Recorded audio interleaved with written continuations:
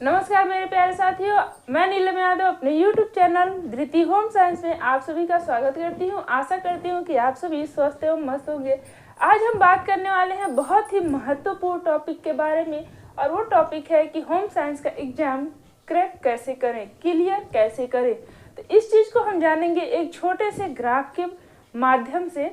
आइए जानते हैं कि एक क्या होनी चाहिए बेस्ट स्ट्रेटजी जिसके माध्यम से हम अपने एग्जाम को क्लियर कर सके। तो सबसे पहले हम किसी भी एग्जाम को पास करने के लिए क्या देखते हैं? सिलेबस देखते हैं, ठीक है। क्योंकि ये सिलेबस ही सफलता का जड़ होता है। चाहे कोई भी एग्जाम क्यों ना हो, चाहे DSSB का हो, चंडीगढ़ का हो, छत्तीसगढ़ का हो, या फिर उड़ीसा का हो, बिहार का हो और यूपी का हो, कोई भी एनी एग्जाम को क्रैक करने के लिए सबसे पहले हम उसका सिलेबस देखते हैं। क्योंकि सिलेबस ही सफलता का जड़ होता है, मूल मंत्र होता है। और यही सिलेबस हमें एग्जाम का लेवल बताता है कि किस लेवल का एग्जाम होगा। क्योंकि सिलेबस में पैटर्न होता है। सिलेबस में क्या होता है? पैटर्न होता है। किस चीज का? टॉपिक, ठीक है। जैसे मान लीजिए अगर होम साइंस को ही हम उठा लेते हैं तो उसमें 5 टॉपिक से रिलेटेड क्वेश्चन आने हैं। जैसे गृह प्रबंध हुआ, प्रसार शिक्षा हुआ, होम और मानव विज्ञान हुआ, फिर बाल विकास हुआ और टेक्सटाइल हुआ। इससे रिलेटेड जो भी है क्वेश्चन वो आते हैं, ठीक है। तो इसी तरह से जो सिलेबस है वो हमारा पैटर्न बताता है, टॉपिक बताता है। अब हमें क्या देखना है? जैसे मान लीजिए कुछ लोग मल्टीपल एग्जाम्स की तैयारी कर रहे होंगे साथ में, जैसे UP, Bihar, other state, Jharkhand की तैयारी कर रहे होंगे। तो ऐसे सिचुएशन में हमें क्या देखना चाहिए कि कौन सा टॉपिक कॉमन है, यानी कि कौन कौन से ऐसे टॉपिक हैं जो यूपी में भी आ रहे हैं, बिहार में भी आ रहे हैं, झारखंड में भी आ रहे हैं और चंडीगढ़ में भी आ रहे हैं, ठीक है। उस चीज़ को सबसे पहले हमें देखना चाहिए और सबसे ज़्यादा हमें फोकस भी उसी टॉपिक पर करना चाहिए जो मल्टीपल में आ रहे हैं, ठीक है। क्योंकि यहाँ से 80 से 90% प्रश्न देखने को मिलते हैं और बाकी 10% जो हैं वो अन्य जो हैं उन टॉपिक से देखने को मिलते हैं, ठीक है। आप एक बार सिलेबस उठा करके देखिएगा, आपको सारी चीज़ें समझ में आएंगी, मेरी बातें भी आपको समझ में आएंगी ही आएंगी, ठीक है। अब हमें क्या करना है? हमने सिलेबस चेक कर लिया, हमें अपना लेवल भी पता चल गया और हमें अपना पैटर्न भी पता चल गया, सेम टॉपिक भी हमने देख लिया। अब क्या करना है? करना ये है कि रेगुलर स्टडी करनी है। रेगुलर हमें क्या करना है? पढ़ाई करना है। जैसे हम रेगुलर खाना खाते हैं या फिर रेगुलर नहाते हैं या अन्य काम करते हैं, ठीक उसी तरह से रेगुलर हमें पढ़ाई करनी है। अब आप में से बहुत सारे लोग ऐसे होंगे जो ये सोच रहे होंगे कि मैं अन्य काम के साथ साथ कैसे रेगुलर पढ़ाई करूं। तो देखिए, जब हमें भूख होती है तो हमें खाने की इच्छा होती है और हम भाग के खाने के लिए जाते हैं। ठीक उसी तरह से जब हमारा दृढ़ निश्चय होगा कि हमें एक सीट पानी है, सरकारी नौकरी पानी है, तो हम किसी भी प्रकार से टाइम निकाल करके अपनी पढ़ाई जरूर करेंगे, ठीक है। इतनी बात समझ में आ रही है?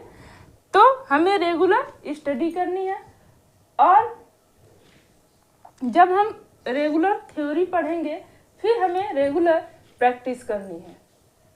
रेगुलर हमें प्रैक्टिस सेट लगाना है जिसमें PYQ क्वेश्चन सबसे पहले ले लीजिए, क्योंकि PYQ क्वेश्चन से ही हमें और भी अच्छे से चीज़ों को समझने में मदद मिलती है कि हमारा प्रश्नों का जो लेवल है वो क्या है, इसका पैटर्न क्या है और क्या हो सकता है।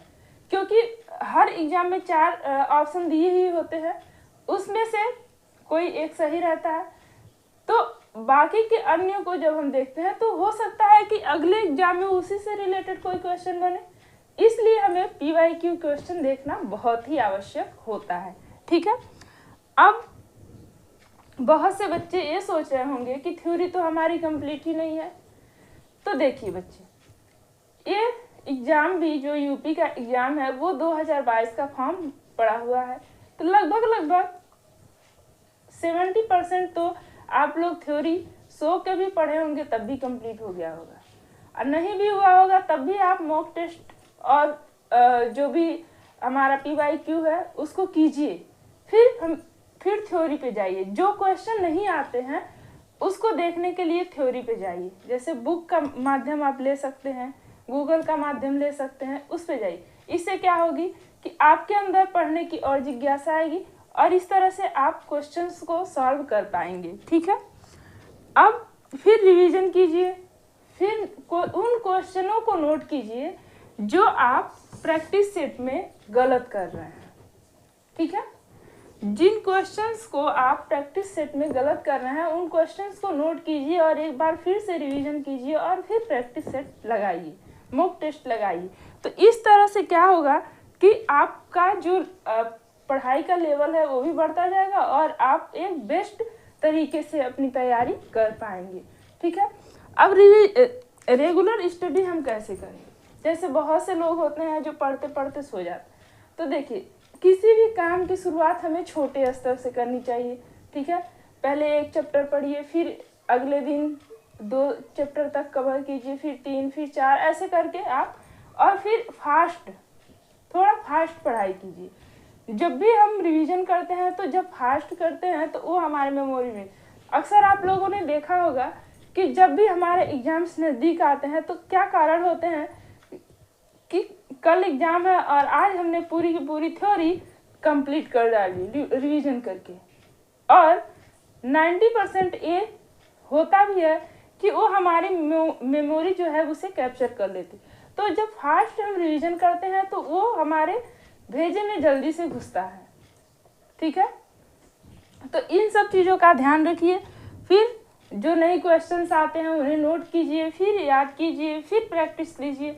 तो ये है हमारी बेस्ट स्ट्रेटजी जो कि सभी एग्जाम में बच्चे फॉलो करते हैं, और इन्हीं स्ट्रेटजी के कारण, इन्हीं पैटर्न्स के कारण, इसी प्रकार की पढ़ाई के साथ सभी बच्चे एग्जाम को टॉप भी करते हैं, क्रैक भी करते हैं।